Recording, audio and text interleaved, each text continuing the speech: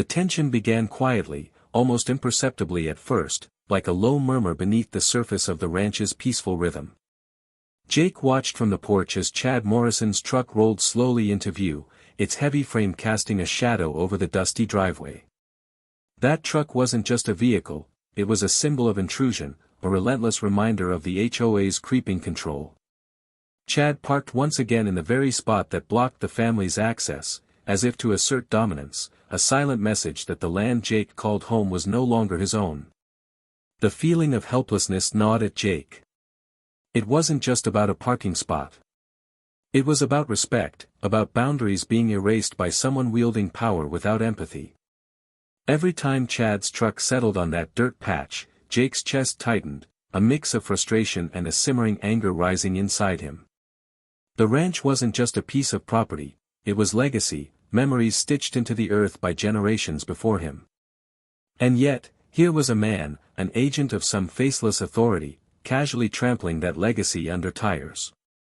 Jake's mind spiraled through memories of his grandfather, the man who had built this ranch from scratch, who had taught him how to find peace in the rustling wind and the stretch of open land. Grandpa Hal would never have let this slide. But Grandpa wasn't here now, and Jake felt the crushing weight of responsibility settle on his shoulders. His family's rights were being steamrolled by bureaucratic coldness and Chad's personal arrogance. Chad himself seemed oblivious to the human story beneath the gravel and grass. To him, this was just another job, another patch of dirt to control and manage. He spoke with a tone that was both dismissive and final. This land is under HOA jurisdiction now. You have to follow the rules.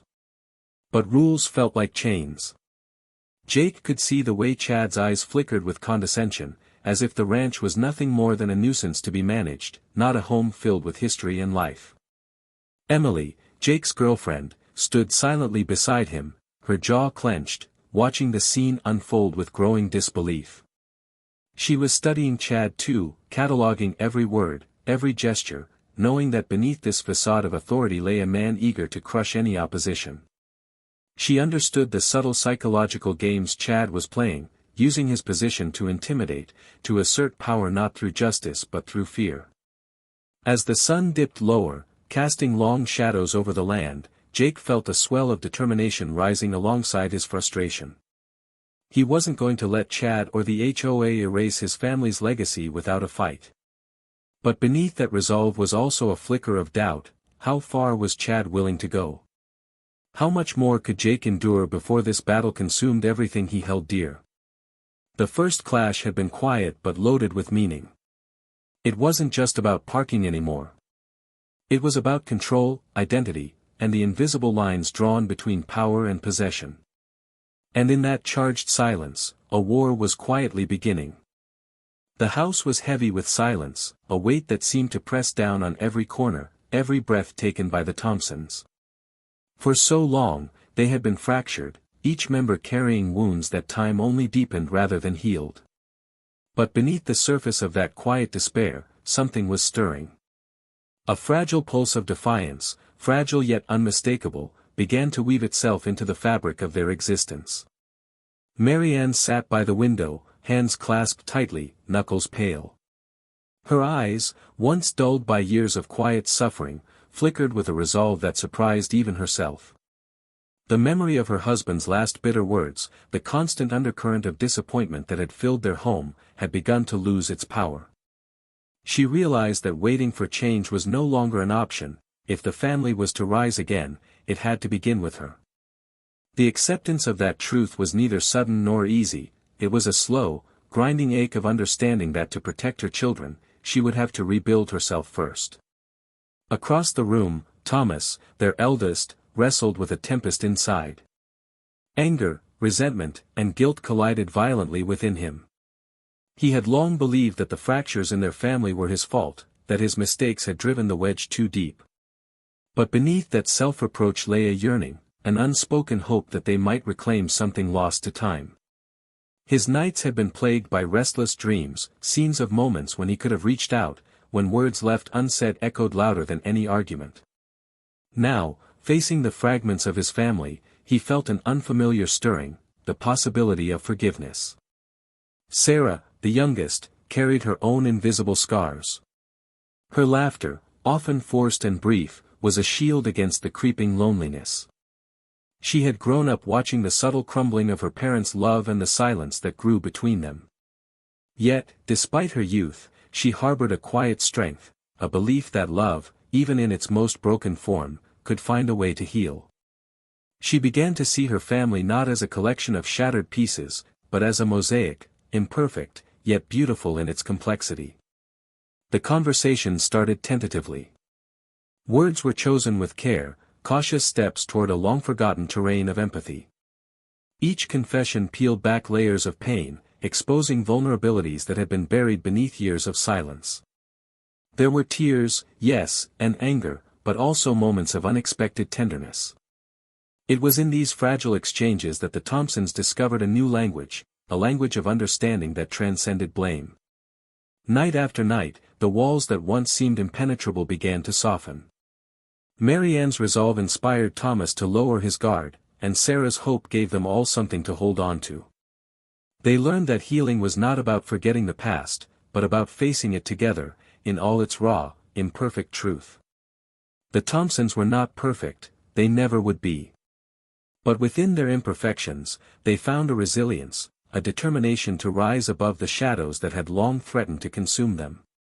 And so, slowly, painfully, the family began to stand up, not as fractured individuals struggling alone, but as a united force willing to fight for the fragile, flickering light of their shared future. The courtroom air was thick with an oppressive silence, each second stretching out like a slow, suffocating weight on the Thompsons' shoulders. Mary Ann's hands trembled slightly as she gripped the edge of the wooden bench, trying to anchor herself amid the storm of emotions swirling within her. Across the room, Thomas's jaw clenched so tightly it seemed it might crack. The judge's presence was imposing, not just in stature but in the unyielding, cold gaze that seemed to pierce right through their fragile facade. The judge's voice cut through the room like a blade, sharp and unforgiving.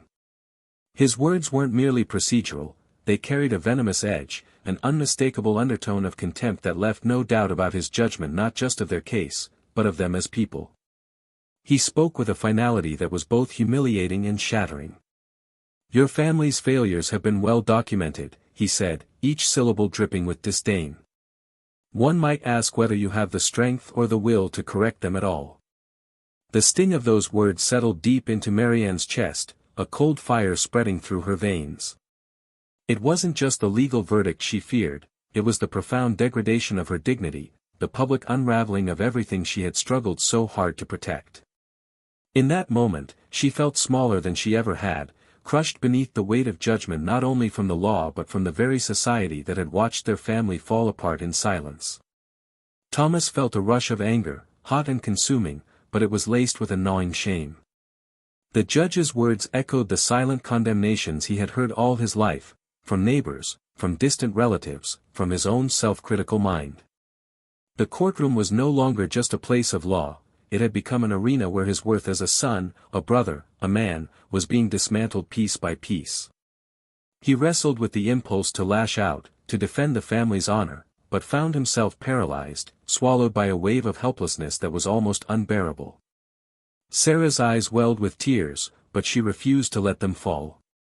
She was no stranger to humiliation, yet this public shaming felt like a new kind of wound, raw and jagged. She watched her mother and brother, saw their silent struggles, and felt the fragile thread holding them all together begin to fray. Inwardly, she fought back a surge of despair, knowing that if they broke now, the cracks would become chasms impossible to cross. As the judge continued, his words became a relentless tide, exposing old wounds and forcing the Thompsons to confront not just their legal predicament, but the deeper, more painful fractures within their family.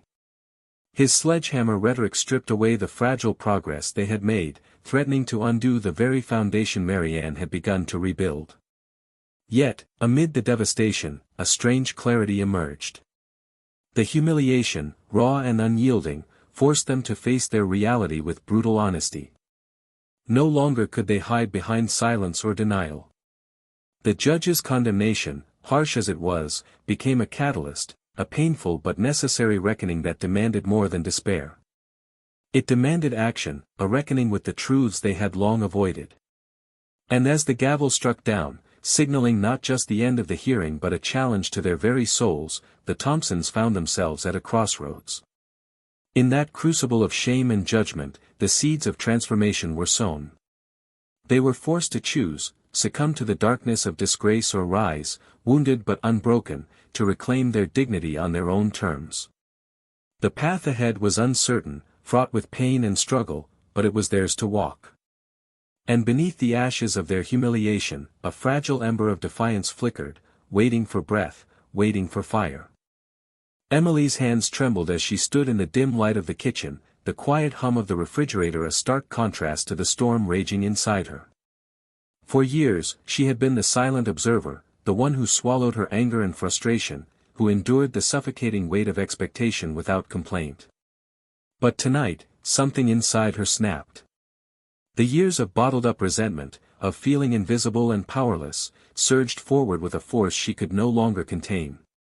She remembered the countless times she had tried to speak, only to be drowned out by louder voices or dismissed as overly sensitive. The relentless pressure to keep the peace, to maintain the facade of the perfect family, had crushed her spirit. But now, faced with yet another betrayal, another moment where her pain was minimized or ignored, Emily found herself standing at a precipice. The familiar fear that had once chained her was giving way to something raw and fierce, a fierce determination to be seen and heard. The weight of silence was unbearable. She could no longer carry the burden alone, and more importantly, she refused to. Her voice, once soft and hesitant, began to rise, trembling at first, then gaining strength with every word. She spoke of the nights spent crying quietly, the dreams deferred, the hopes crushed beneath the expectations of others. She spoke of the loneliness that had lived beside her like a shadow, of the dreams she had buried to hold the family together. As Emily's words spilled out, a hush fell over the room. The family listened, some with shock, others with guilt, and the walls that had held them captive for so long began to crack. Her confession was not just an airing of grievances, it was a call for change, a demand for recognition, and an assertion of her own worth. She was no longer willing to be the invisible glue holding the pieces together at her own expense. The psychological battle within her mirrored the turbulence outside, as she wrestled with vulnerability and strength, fear and courage. Each word was a release, a breaking of chains forged by years of repression. It was painful, exposing wounds that had festered in silence, but in that pain lay the first true steps toward healing. For the Thompsons, Emily's outburst was a turning point. It forced them all to confront the unspoken truths, the emotional debts that had been ignored or denied. It was a moment of reckoning, harsh, raw, but necessary. The family's dynamics shifted as the long-hidden fissures were exposed, but in that exposure lay the possibility of real connection. Emily's rebellion was not an act of defiance against her family but a profound act of self-preservation. She was reclaiming her identity, her voice, and demanding a place at the table of their lives. And though the road ahead was uncertain, marked by difficult conversations and painful adjustments, her courage ignited a spark. It was a fragile hope, but it was enough to begin the journey toward something new, toward a family no longer defined by silence and sacrifice, but by honesty and resilience. The room was thick with tension, every eye fixed on the witness as the final words hung in the air like a fragile thread ready to snap. Emma's voice, steady but filled with raw emotion, echoed against the cold walls of the courtroom, revealing a truth that had been buried beneath years of silence and denial. Her confession was not just a statement, it was a lifeline thrown across the chasm of broken trust, a bridge to a long-awaited reckoning. For a moment, time seemed to pause. The judge, stern and impassive, leaned forward, the weight of Emma's revelation pressing heavily on his features. The attorneys exchanged glances charged with disbelief and uncertainty, their carefully rehearsed strategies faltering in the face of such unexpected honesty. The gallery, packed with spectators who had come to witness justice served, held their breath, sensing the significance of this moment. Then, like a sudden release of pent-up energy, the silence shattered. A ripple of applause began, tentative at first, then swelling into a crescendo that filled the room with a surge of collective emotion. It was more than polite acknowledgement, it was a spontaneous outpouring of respect and recognition for the courage it took to confront painful truths so openly. Faces once marked by suspicion softened, eyes that had been cold now glistened with empathy. Emma felt a flush of heat rise to her cheeks, a mixture of relief and vulnerability. The applause was not just for her, it was for the whole family, for every painful step they had taken to break free from the chains of their past. It was a moment of collective catharsis, a shared release of grief and hope that transcended the rigid confines of the courtroom. Thomas, seated beside her, allowed himself a rare smile, his eyes reflecting a complex swirl of pride, regret, and cautious optimism. For years, he had carried the burden of silence, the weight of unspoken mistakes and missed chances. Now, in this charged atmosphere, he felt a tentative opening, a fragile possibility of redemption and reconciliation. Marianne's hand found his, a silent gesture of solidarity that spoke volumes. The applause continued, echoing like a heartbeat in the quiet room, a reminder that even in the darkest moments, human connection and courage could ignite change. The judge's gavel finally struck, calling the room to order, but the resonance of that applause lingered, a testament to the power of truth spoken bravely.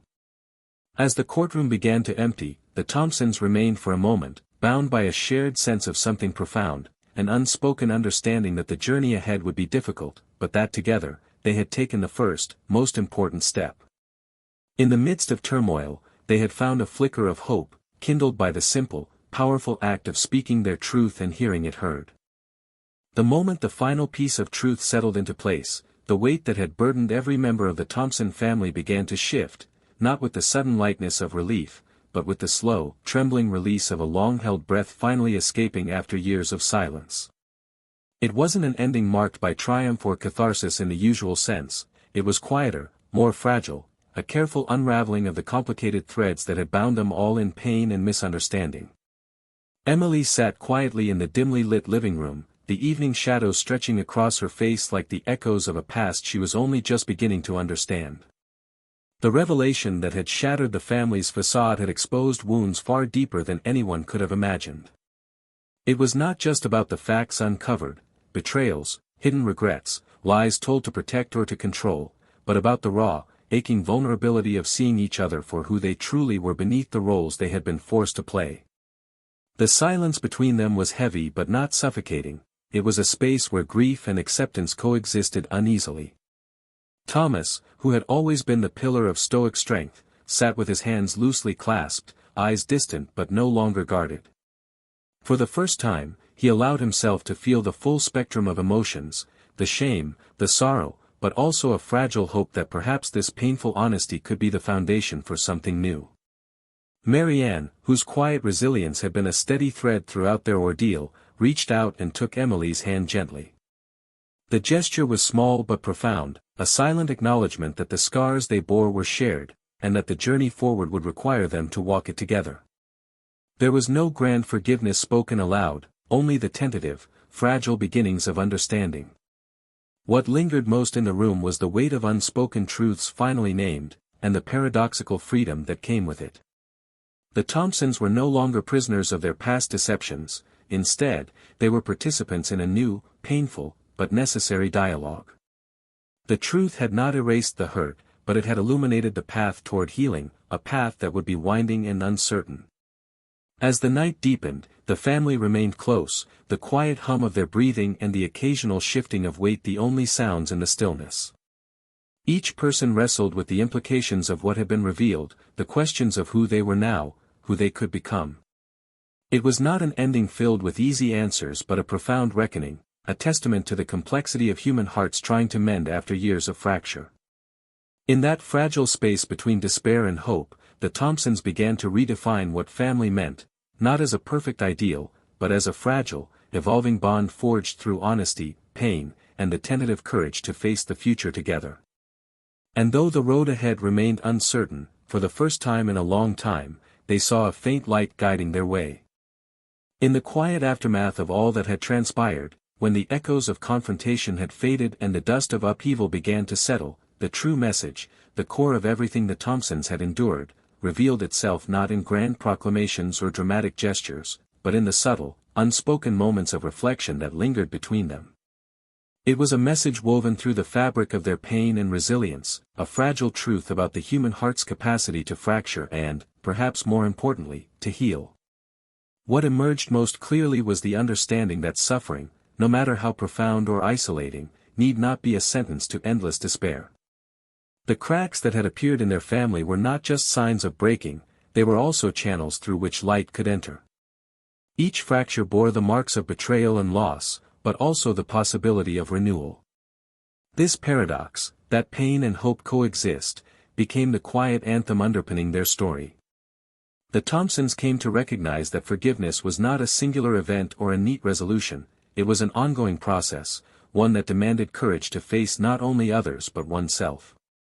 It was about confronting uncomfortable truths without the shield of denial, embracing vulnerability as a form of strength, and choosing to move forward despite uncertainty.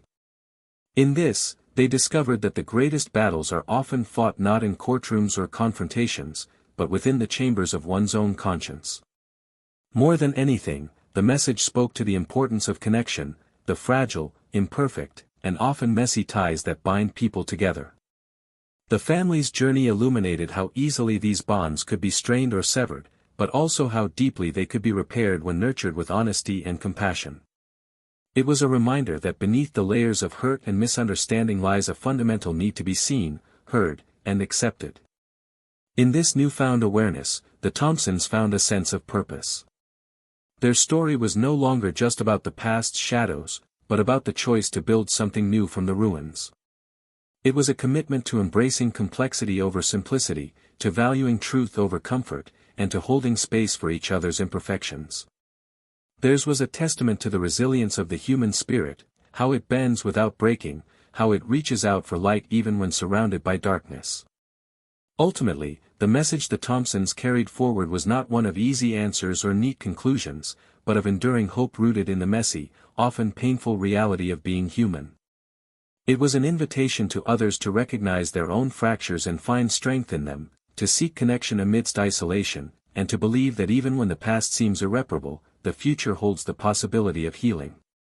In this quiet, profound way, their story became a mirror reflecting the universal struggle, and the unyielding capacity, for growth, forgiveness, and love.